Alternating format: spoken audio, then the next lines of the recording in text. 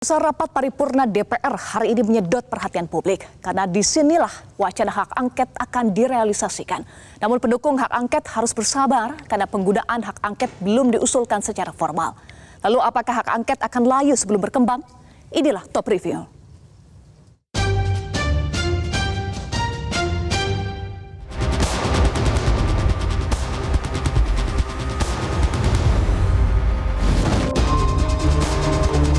Rapat paripurna penutupan masa sidang 4 tahun sidang 2023-2024 ini menjadi perhatian publik.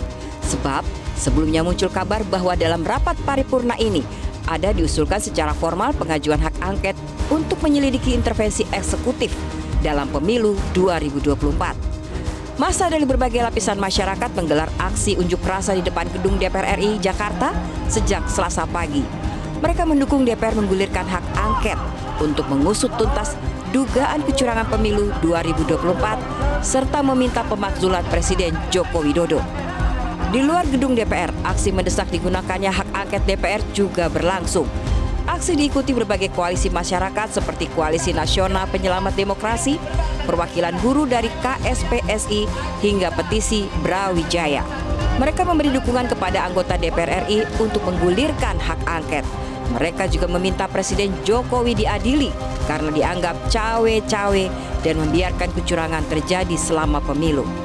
Massa juga menuntut pertanggungjawaban KPU dan Bawaslu sebagai penyelenggara pemilu. Salah satunya dengan melakukan audit forensik sistem IT KPU hingga mendiskualifikasi paslon yang terbukti curang. Lalu, bagaimana nasib hak angket sendiri? Anggota DPR dari fraksi PDIP bersuara. Ia meminta pimpinan DPR untuk serius menyikapi usulan hak angket guna menjaga kualitas pemilu.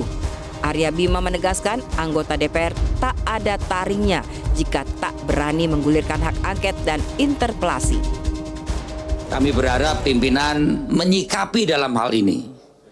Mau mengoptimalkan pengawasan fungsi komisi atau interpelasi atau angket ataupun apapun supaya pemilu ke depan, kualitas pemilu ke depan itu harus ada hal-hal yang dilakukan dengan koreksi.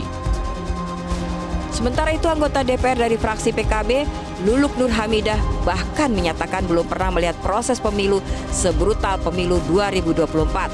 Dirinya yakin hak angket akan menemukan titik terang terkait dugaan kecurangan pemilu. Saya adalah salah satu pelaku sejarah gerakan reformasi 98. Sepanjang pemilu yang saya ikuti semenjak 99, saya belum pernah melihat ada sebuah proses pemilu yang sebrutal dan semenyakitkan ini. Di mana etika dan moral politik berada di titik minus kalau tidak bisa dikatakan di titik nol. Suara keras juga diperlihatkan fraksi PKS. Berbagai kecurangan dan praduga di tengah masyarakat soal dugaan kecurangan dan pelanggaran pemilu perlu direspon secara bijak dan proporsional. Dan tadi juga saya sudah sampaikan betapa pentingnya ada hak angket yang nanti bisa dilanjutkan dengan dan pansus begitu.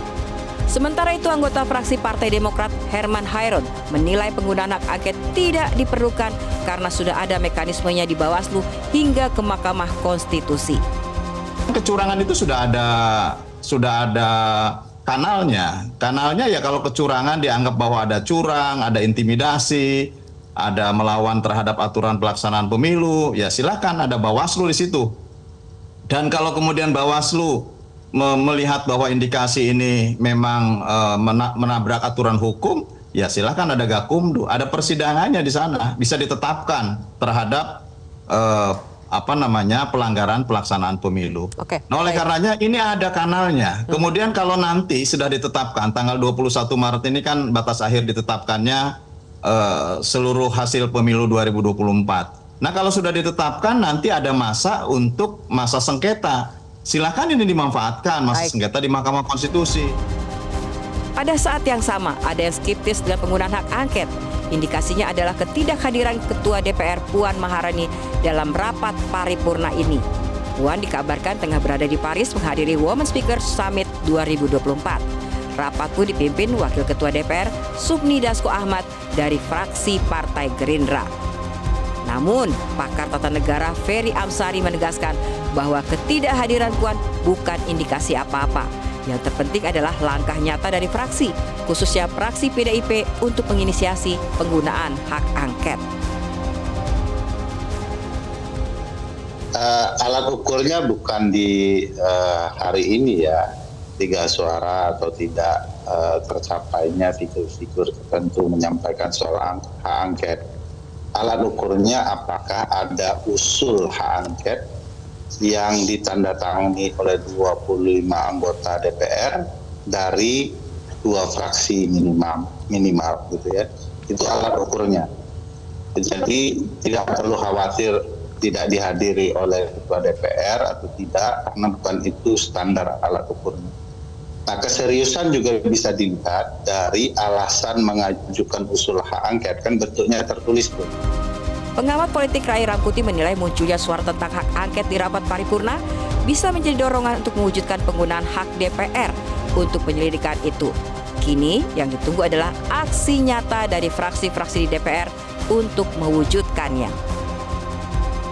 Nyata dari fraksi ya untuk mendukung atau tidak mendukung dari hak angket ini.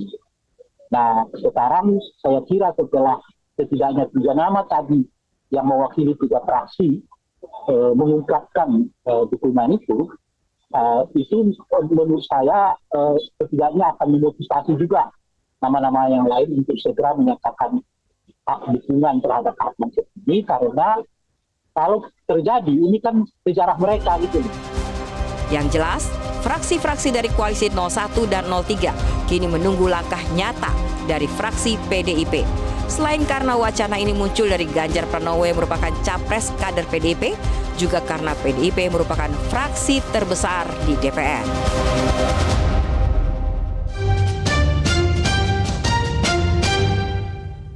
Jelajahi cara baru mendapatkan informasi. Download Metro TV Extend sekarang.